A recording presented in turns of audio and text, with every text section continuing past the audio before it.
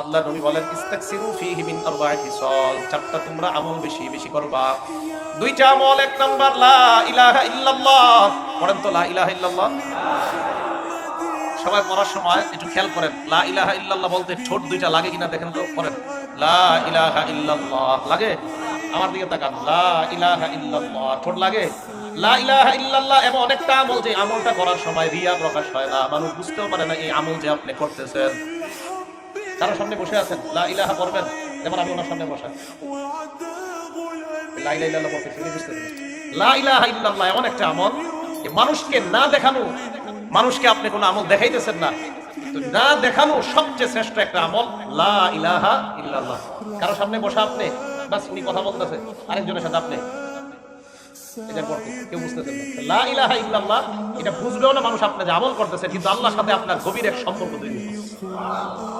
তো রমজান মাসে এক নাম্বার লা ইলাহা ইল্লাল্লাহ, দুই নাম্বার আস্তাগফিরুল্লাহ বেশি বেশি পড়া, তিন নাম্বার তাসআলুনাল্লাহাল জান্নাহ, আল্লাহর কাছে জান্নাত চাওয়া, চার নাম্বার ওয়া তাআওয়াজুনা বিহি মিনান নার, জাহান্নাম থেকে মুক্তি চাওয়া।